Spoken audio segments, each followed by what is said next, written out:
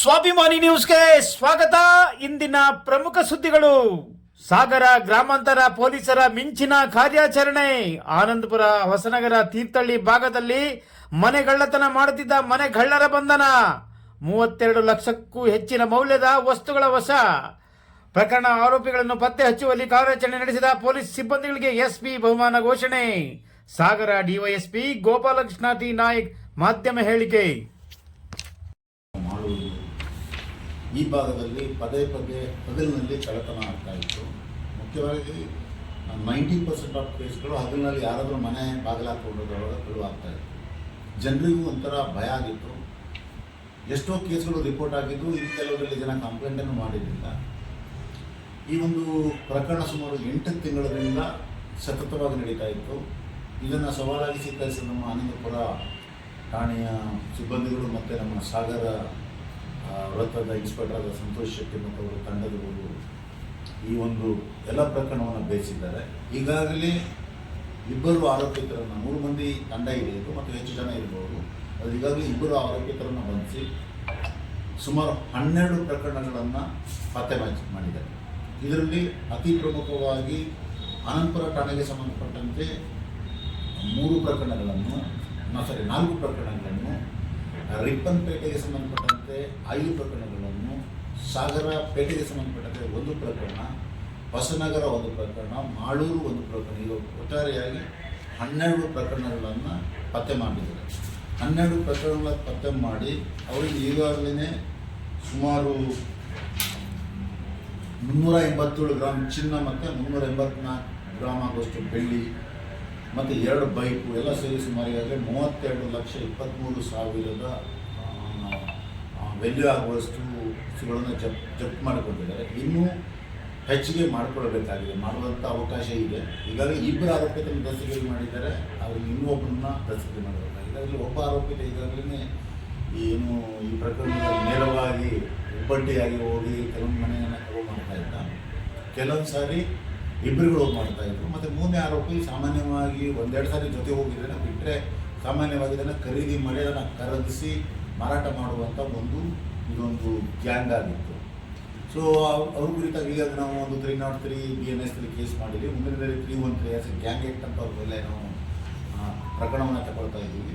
ಒಟ್ಟಾರೆಯಾಗಿ ಇದೊಂದು ದೊಡ್ಡ ಒಳ್ಳೆಯ ಒಂದು ಡಿಟೆಕ್ಷನ್ ಆಗಿದೆ ಅಂತೇಳಿ ನಮ್ಮ ಜಿಲ್ಲಾ ಪೊಲೀಸ್ ಅಧೀಕ್ಷಕರು ಈಗಾಗಲೇ ತಂಡವನ್ನು ಸ್ಥಾಪಿಸಿದ್ದಾರೆ ಮತ್ತು ಅವರಿಗೆ ವಿಶೇಷವಾದಂಥ ಬಹುಮಾನವನ್ನು ಸಹ ಘೋಷಿಸಿದ್ದಾರೆ. ನಾನು ಸಹ ನಮ್ಮ ಇಡೀ ತಂಡವನ್ನು ಈ ವಿಚಾರದಲ್ಲಿ ಪ್ರಶಂಸೆ ಮಾಡಿದ್ದೀನಿ. ಇಷ್ಟಲ್ಲದೆ ಈ ಆರೋಪಿತರು ಸಾಕಷ್ಟು ಪ್ರಮಾಣದಲ್ಲಿ, ಉದಾಹರಣೆ ನಮ್ಮ ಗೆಣಸಿನಗುಣಿ ಭಾಗ, ಬೇರೆ ಬೇರೆ ಭಾಗದಲ್ಲಿ ಬಂದು ಕೆಲವೊಂದರ ಅಟೆಂಪ್ಟ್ ಮಾಡಿ ಜನರು ಮಾತಾಡಿಸಿದಾಗ ಜನರಿಗೆ ಸರಿಯಾಗಿ ಎನ್ಕ್ವೈರಿ ಮಾಡಲಿಕ್ಕೆ ಕೊಡದೇ ಸುಳ್ಳು ಅಥವಾ ಸಬು ಬೇಡಿ ತಪ್ಪಿಸ್ಕೊಂಡಿದ್ದಾರೆ. ಮುಂದಿನ ದಿನದಲ್ಲಿ ನಮ್ಮ ಸಾರ್ವಜನಿಕರು ಮುಖ್ಯವಾಗಿ ಈ ವಿಚಾರದಲ್ಲಿ ಕಾಳಜಿ ತಗೊಳ್ಬೇಕಂತ ನಾನು ಹೇಳ್ತಾ ಇದ್ದೀನಿ. ಇಷ್ಟಲ್ಲದೆ ಇತ್ತೀಚಿನ ದಿನದಲ್ಲಿ ನಮ್ಮಲ್ಲಿ ಈಗ ಶೆಟ್ಟಿಕೇರಿ ಹತ್ರ ಒಂದು ಪ್ರಕರಣ ಆಗಿತ್ತು. ನಮಗೂ ಗೊತ್ತಿದೆ, ಒಂದು ವಯಸ್ಸಾದಂಥ 2 ಯಜಮಾನರಿದ್ದರು. ಸುಮಾರು 80-85 ವರ್ಷದ ಅಜ್ಜಿ ಮತ್ತು ಅಜ್ಜ ಇರುವಂಥ ಮನೆಯಲ್ಲಿ ನಿಯರ್ ಬೈ ಇದ್ದವರು ಒಬ್ಬರು ಬಂದು ಸುಮಾರು 7-7:30 ಸುಮಾರು ಮನೆ ಲೈಟನ್ನು ಆಫ್ ಮಾಡಿ ಬಂಗಾರದ ತಾಳಿಯನ್ನು ಕಿತ್ಕೊಂಡು ಹೋಗಿದ್ದರು. ಸೊ ನಾವು ಸಾರ್ವಜನಿಕರಿಗೆ ಏನು ಒಂದು ಎಚ್ಚರಿಕೆ ಮಾಹಿತಿಯನ್ನು ಕೊಡ್ತಾ ಇದ್ದೀವಿ ಅಂತ ಹೇಳಿದರೆ, ನೀವು ಮನೆಗಳಿಗೇನು ಬೀಗ ಹಾಕೊಂಡು ಹೋಗಿರ್ತೀರಿ, ಇದು ಸಾರ್ವಜನಿಕರಿಗೆ ಒಂದು ಮುನ್ಸೂಚನೆ ಆಗುತ್ತೆ. ಡೋರ್ ಲಾಕ್ಗಳನ್ನು ಆದಷ್ಟು ಮಟ್ಟಿಗೆ ಹಾಕ್ಕೊಳ್ಬೇಕು. ಡೋರ್ ಲಾಕ್ ಬದಲಾಗಿ ಓಪನ್ ಕಾಣುವಂಥ ಲಾಕನ್ನು ಹಾಕಿದರೆ ಅವರಿಗೆ ಮಾಹಿತಿ ಸಿಗ್ತದೆ. ಸೊ ಇದನ್ನು ಒಂದು ತಗೊಳ್ಬೇಕಾದ್ರೆ, ಎರಡನೇದು ನಿಮ್ಮ ಊರಿಗೆ ಯಾರೇ ಅಪರಿಚಿತರು ಬಂದರೆ ಅವರನ್ನು ಎನ್ಕ್ವೈರಿ ಮಾಡೋದ್ರಲ್ಲಿ ಅಟ್ಲೀಸ್ಟ್ ಅವ್ರು ಫೋಟೋ ತಗೊಳ್ತಾರೆ ಮಾಡೋದ್ರಿಂದ ಅವರಿಗೆ ಭಯ ಇರ್ತದೆ. ಇದೇ ಆರೋಪಿತರನ್ನು ನಾವು ಮನೆ ಪ್ರಶ್ನೆ ಮಾಡಿದಾಗ, ಹೌದು ಸರ್ ಮೊನ್ನೆ ಒಂದು ಕಡೆ ನಾವು ಕಳುವು ಮಾಡಲಿಕ್ಕೆ ಹೋಗಿದ್ದೀವಿ, ಆದರೆ ಯಾರೋ ನಮಗೆ ಜನ ಕೇಳಿ ಒಂದು ಫೋಟೋ ತಗೊಂಡ್ರು, ಆವಾಗ ಆ ಭಯದಿಂದ ನಾವು ಬಿಟ್ಟು ಹೋದ್ವಿ ಅಂತ ಹೇಳಿದ್ರು. ಬಟ್ ಅದೇ ನಮ್ಗೆ ಏನು ಪಾಯಿಂಟ್ ಆಗಿದೆ ಅಂದರೆ, ಬಂದವಾಗ ಅವ್ನು ಫೋಟೋ ತಗೊಳ್ಳಿಕ್ಕೆ ಆಗಿಲ್ಲ, ಕ್ವಶನ್ ಮಾಡ್ತಾ ಇರಬೇಕಾದ್ರೆ. ಬಟ್ ಅವನು ನಿಲ್ಲಿಸಿದಂಥ ಬೈಕ್ ನಿಲ್ಲಿಸಿ ಒಳಗಡೆ ಹೋಗಿದ್ದ, ಇವರು ಡೌಟ್ ಬಂದು ಬೈಕ್ ಫೋಟೋ ತಗೊಂಡಿದ್ದಾರೆ. ಬಟ್ ಅವ್ನ ಫೋಟೋ ತಗೊಳ್ಳಿಕ್ಕೆ ಎದುರಿಗೆ ಭಯ ಆಗಿದ್ದವ್ರಿಗೆ, ಇನ್ನೂ ಅಪರಿಚಿತ ಅಲ್ಲ. ಸೊ ನಾವೇನು ಹೇಳ್ತೀವಿ ಅಂದರೆ, ಈಗ ಅಂತೂ ಬೈಕ್ ತಂದರೆ ಅಥವಾ ವೆಹಿಕಲ್ ತಂದರೆ ಫಸ್ಟ್ ಅದ್ರ ಫೋಟೋ ಹೊಡ್ಕೊಂಡಿರಿ. ಇದರಲ್ಲಿ ಲಕ್ಕಿಲಿ ನಮ್ಮ ಗ್ರಾಮೀಣ ಭಾಗದ ಜನರು ಇದಕ್ಕೆ ಮಾಹಿತಿ ಕೊಟ್ಟಿದ್ದಾರೆ, ಇದನ್ನು ಮಾಡಬೇಕಂತ ಹೇಳ್ತಾ ಇದ್ದೀವಿ. ಅಷ್ಟಲ್ಲದೆ ಈಗ ಸೈಬರ್ ಕ್ರೈಮ್ ವಿಚಾರದಲ್ಲಿ ನಾವು ಈಗಾಗಲೇ ಸಾಕಷ್ಟು ಸಮಾರಂಭ ಮಾಡಿದ್ದೀವಿ, ಫಂಕ್ಷನ್ದಲ್ಲಿ ಹೇಳ್ತಾ ಇದ್ದೀವಿ, ಸ್ಕೂಲ್ಗಳಲ್ಲೂ ಸಹ ಅವೇರ್ನೆಸ್ ಮಾಡ್ತಾ ಇದ್ದೀವಿ. ಉದಾಹರಣೆಗೆ ಕೆಲವೊಂದು ನಮ್ಮದು ದೊಡ್ಡ ದೊಡ್ಡ ಅಪ್ಲಿಕೇಶನ್ ಇದೆ.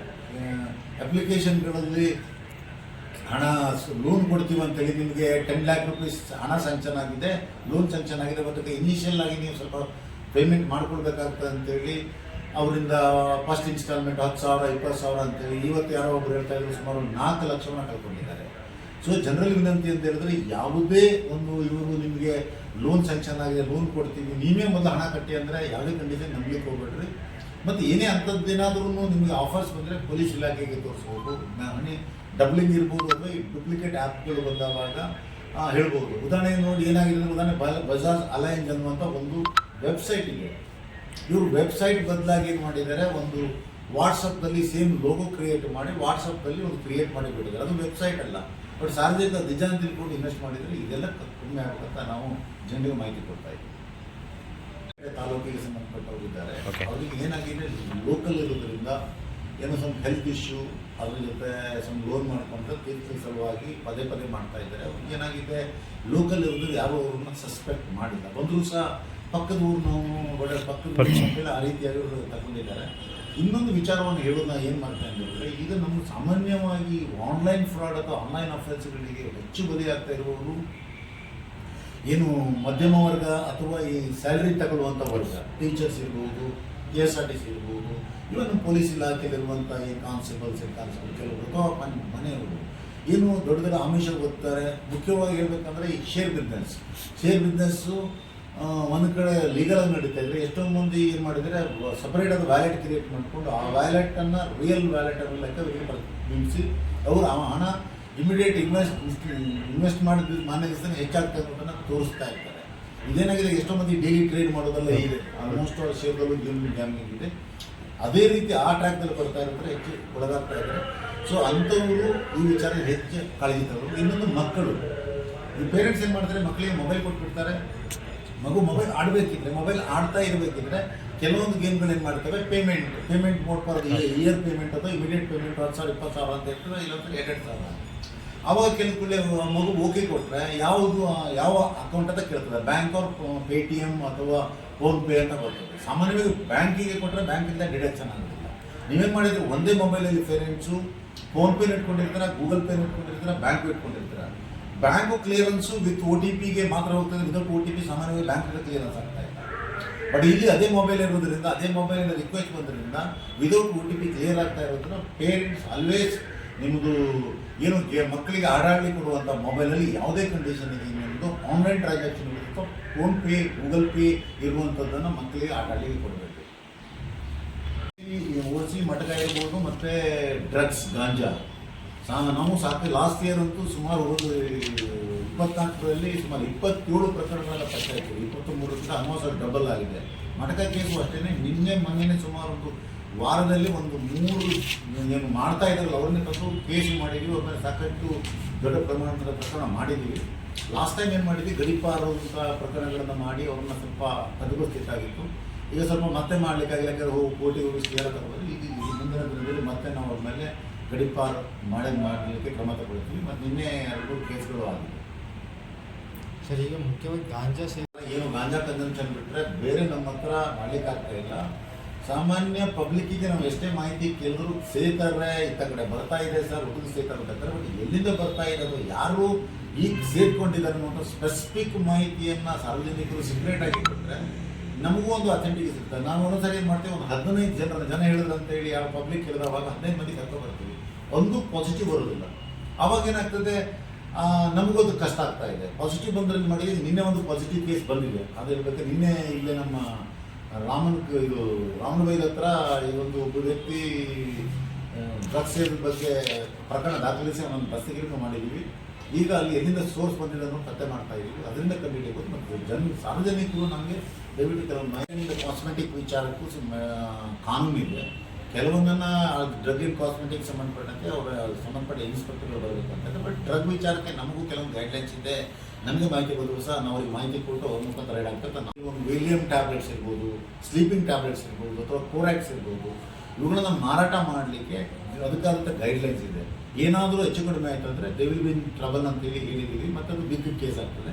ಇದ್ರ ಬಗ್ಗೆ ಸಾರ್ವಜನಿಕರು ಎಲ್ಲಾದರೂ ಕೊರೆಕ್ಸ್ ಮಾರಾಟ ಆಗ್ತಿದ್ರು ಸಹ ಮಾಹಿತಿಯನ್ನು ಕೊಡ್ಬೋದು ಅಂತ ಹೇಳ್ತಾ ಇದ್ದೀವಿ. ಈ ಮೆಡಿಕಲ್ ಶಾಪ್ ಚೆಕ್ ನಾವು ಹೋಗಿ ಸರ್ಚ್ ಮಾಡಿದ್ದು ಅವ್ರ ಸಮಕ್ಷಮದಲ್ಲಿ ಕೆಲವೊಂದ್ಸರಿ ನಾನೇ ಪರ್ಸನಲ್ ಆಗಿ ಹೋಗಿ ಅವ್ರಿಗೆ ಕೇಳಿರ್ತೀವಿ, ಎಲ್ಲಿ ತೋರಿಸ್ತಾ ಕೊರೆಕ್ಸ್ ಬೇಕಂತ, ಅಥವಾ ಪಬ್ಲಿಕ್ಕನ್ನು ಕಳಿಸಿರ್ತೀವಿ ನನಗೆ ಕೊರೆಕ್ಸ್ ಬೇಕು ಕೋಲ್ಡಿಗೆ ಅಂತೇಳಿ. ಬಟ್ ಸಾಗರದಲ್ಲಿ ಯಾವುದೇ ಮೆಡಿಕಲ್ ಶಾಪ್ನಲ್ಲಿ ಸಿಗ್ತಾ ಇಲ್ಲ. ಮೇ ಬಿ ಇದು ಔಟ್ಸೈಡ್ನಿಂದ ಸಪ್ಲೈ ಅಂತ ನನಗೆ ಡೌಟ್ ಇದೆ. ಲೋಕಲಿ ಇದ್ರೆ ನಮ್ಗೆ ಗೊತ್ತಾಗ್ತದೆ, ಇಷ್ಟೊತ್ತಿಗೆ ಅವರನ್ನು ನಾವು ಕಂಟ್ರೋಲ್ ಮಾಡಿರ್ತೀವಿ. ಈಗ ಕೊರೆಕ್ಸ್ ಕೊಡಬೇಕು, ಇಲ್ಲ ವೇಲಿಯಂ ಟ್ಯಾಬ್ಲೆಟ್ ಕೊಡಬೇಕು, ಅಥವಾ ಸ್ಟೇಜಿನ್ ಟ್ಯಾಬ್ಲೆಟ್ ಕೊಡಬೇಕು, ಇವನ್ ಕೋಕೇನ್ ಯಾರಾದರೂ ಹೆಲ್ತ್ ಇಶ್ಯೂ ಇದ್ದರೆ, ಕ್ಯಾನ್ಸರ್ ಇದ್ದವರಿಗೆ ಕೊಡ್ತಾರೆ. ಸೊ ಡಾಕ್ಟ್ರು ಸ್ಪೆಸಿಫಿಕ್ ಎಲ್ಲ ಡಾಕ್ಟ್ರು ಬರಲಿಕ್ಕೆ ಆಗೋದಿಲ್ಲ. ಪರ್ಟಿಕ್ಯುಲರ್ ಡಾಕ್ಟರ್ ಬರೆದು ಪ್ರಿಸ್ಕ್ರಿಪ್ಷನ್ ಇರಬೇಕು, ಮತ್ತು ಅದಕ್ಕೆ ಲೆಜರ್ ಮೇಂಟೈನ್ ಮಾಡಬೇಕು, ರಿಜಿಸ್ಟರ್ ಮೇಂಟೈನ್ ಮಾಡಿ ಕೊಡಬೇಕಾಗ್ತದೆ. ಅದೆಲ್ಲ ಕಾನೂನನ್ನು ಸ್ಟ್ರಿಕ್ಟ್ ಗೊತ್ತು ಸಾಗರದಲ್ಲಿ ಕಾಣ್ತಾ ಇದೆ.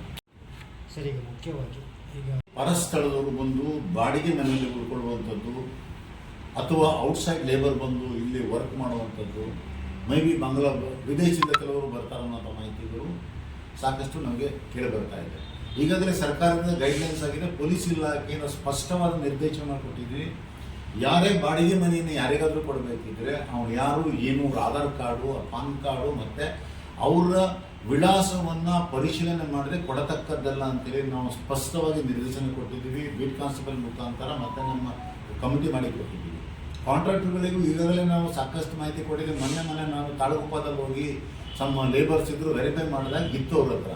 ನಮಗೇನೋ ಇದೆ ನಮ್ಮ ಬಾಂಗ್ಲಾದೇಶ್ ಕಡೆಯವರು ಅಂತ ಯಾರೋ ಕ್ಲೂ ಕೊಟ್ಟು ನಾನು ಚೆಕ್ ಮಾಡಿದಾಗ ಇಲ್ಲ ಅವ್ರ ಹತ್ರ ಇಂಡಿಯನ್ ನ್ಯಾಷನಾಲಿಟಿ ಇದರಿಂದ ಅವ್ರನ್ನ ವೆರಿಫೈ ಮಾಡಿ ಮತ್ತು ಅವ್ರಿಗೆ ಅವರು ಇಟ್ಕೊಂಡಿದ್ರು. ಬಟ್ ನಾನು ಹೇಳಿದೆ ಇಮಿಡಿಯೇಟಾಗಿ ಯಾವುದೇ ಇದ್ದರೂ ನೀವು ರಿಜಿಸ್ಟರ್ ಮೇಂಟೈನ್ ಮಾಡಬೇಕು. ನಾನು ಬಂದಾವಾಗ ನಮ್ಮ ಪೊಲೀಸರು ಬಂದು ಕೇಳಿದವಾಗ ತೋರಿಸಿದ್ವಿ, ನಿಮ್ಮಲ್ಲಿ ಯಾರ್ಯಾರು ಲೇಬರ್ ಇದ್ದಾರೆ, ಅವರು ಎಷ್ಟು ಲೇಬರ್ ಇದ್ದಾರೆ, ಅವ್ರ ಐಡೆಂಟಿಟಿ ಏನಂತ ಕೊಡದೇ ಇದ್ದರೆ ಅವ್ರ ಮೇಲೆ ನಾವು ಕ್ರಮ ತಗೊಳ್ತೀವಿ ಅಂತ ಹೇಳಿ. ಒಂದಲ್ಲದೆ ನಾಳೆ ಅವ್ರಿಗೆ ಏನಾದರೂ ಅಪರಾಧ ಆಯಿತು ಅಂತ ಹೇಳಿದ್ರೆ ಅಬೇಟ್ಮೆಂಟ್ ಆಫ್ ದ ಆ್ಯಕ್ಟ್ ಅಂತ ಒಂದು ಕಾನೂನು ಬರ್ತದೆ.